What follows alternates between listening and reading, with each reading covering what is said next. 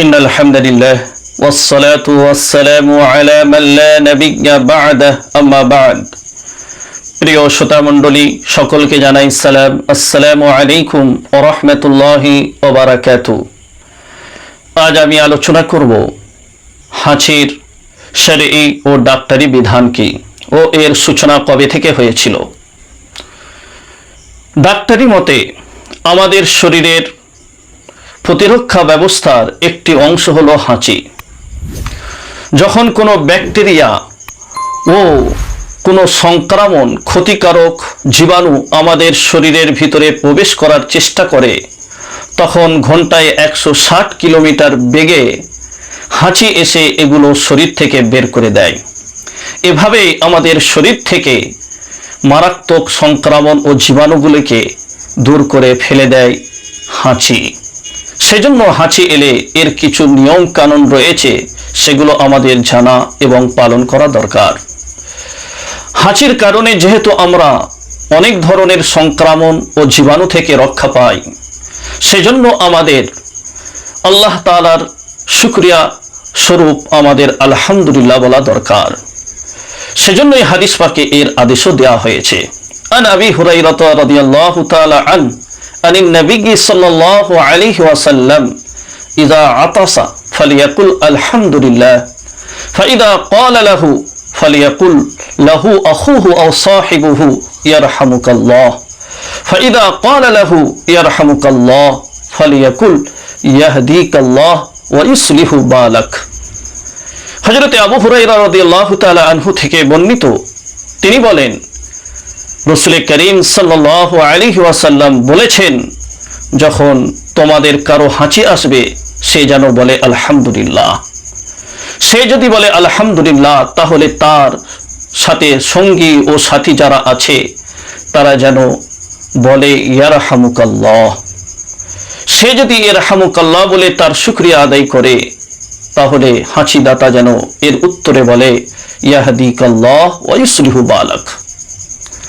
অর্থাৎ হাঁচি দাতা হাঁচি দেওয়ার পরে আলহামদুলিল্লাহ বললে তার সাথী সঙ্গী যারা মুসলিম ভাইরা আছে তাদের ওপর ইয়ারহামুকাল্লাহ বলে জবাব দেয়া ফরজে কিফায়া হয়ে যায়। অর্থাৎ যতজন আছে সকলের মধ্যে কোনো একজন যদি ইয়ারহামুকাল্লাহ দ্বারাই জবাব দিয়ে দেয়, উত্তর দিয়ে দেয়, তাহলে সকলের তরফ থেকে আদায় হয়ে যাবে। আর যদি সকলেই এর উত্তর দেয় তাহলে এটা উত্তম।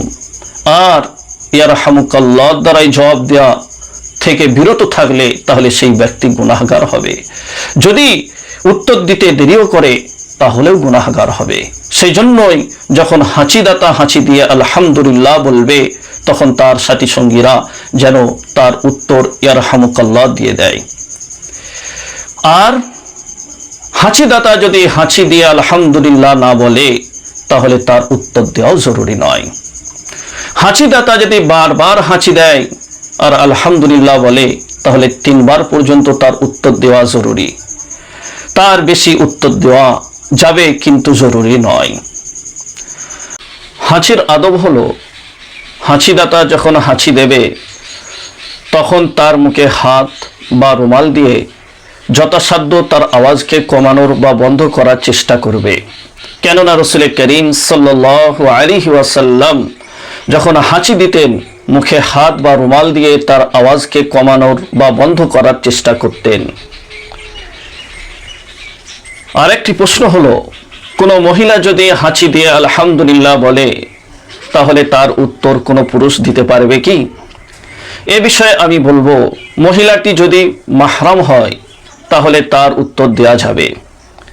আর মহিলাটি যদি গায়ের মাহরাম হয় আর বৃদ্ধা হয় তাহলেও তার উত্তর দেওয়া চলবে।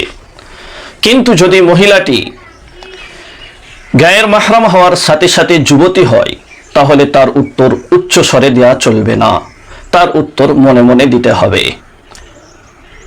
যদি নামাজের মধ্যে হাঁচি চলে আসে, নামাজি যদি আলহামদুলিল্লাহ বলে, তাহলে এর কারণে নামাজ ভঙ্গ হবে না।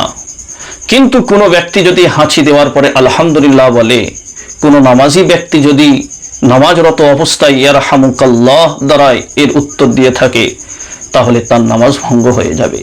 সেজন্য নামাজরত অবস্থায় ইয়ারহামুকাল্লাহর দ্বারাই জবাব দেওয়া যাবে না, উত্তর দেওয়া যাবে না। কোনো অমুসলিম গায়ের কম যদি হাঁচি দিয়ে আলহামদুলিল্লাহ বলে, তার উত্তরও ইয়ারহামুকাল্লাহ বলা চলবে না। তার উত্তরে বলা হবে ইয়াহদিকুমুল্লাহ ওয়া ইউসলিহু বালাকুম।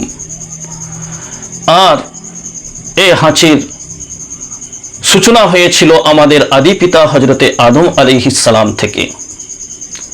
হাদিসে বর্ণনা করা হয়েছে আন আবি হুরায়রা রাদিয়াল্লাহু তাআলা আনিন নবী সাল্লাল্লাহু আলাইহি ওয়াসাল্লাম قال لما خلق الله آدم ونفخ فيه الروح عطس حمد الله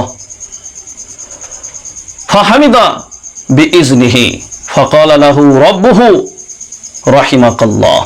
হযরতে আবু হুরায়রা রাদিয়াল্লাহু তাআলা আনহু থেকে বর্ণিত, তিনি বলেন নবী করিম সাল্লাল্লাহু আলাইহি ওয়াসাল্লাম বলেছেন, যখন আল্লাহ সুবহানাহু তাআলা আদম আলাইহিস সালামকে সৃষ্টি করলেন এবং তার মধ্যে রূহ ফুঁকলেন, তখন তার হাঁচি এলো এবং তিনি আলহামদুলিল্লাহ বললেন, আল্লাহর আদেশে আলহামদুলিল্লাহ বললেন। তার প্রতি উত্তরে আল্লাহ সুবহানাহু তাআলা বললেন রাহিমাকাল্লাহ। তখন থেকে এই হাঁচির পদ্ধতি এবং জবাব দেওয়ার তরিকা চলে আসছে। সেজন্য আমাদের এ ব্যাপারে গুরুত্ব দেওয়া এবং এই কাজগুলোকে আমাদের জীবনে পরিচালিত করা দরকার। আল্লাহ সুবহানাহু তাআলা আমাদের সকলকে এর প্রতি আমল করা এবং গুরুত্ব দেওয়ার তৌফিক দান করুক। আখির দাওয়ানা আনিল হামদুলিল্লাহি রাব্বিল আলামিন।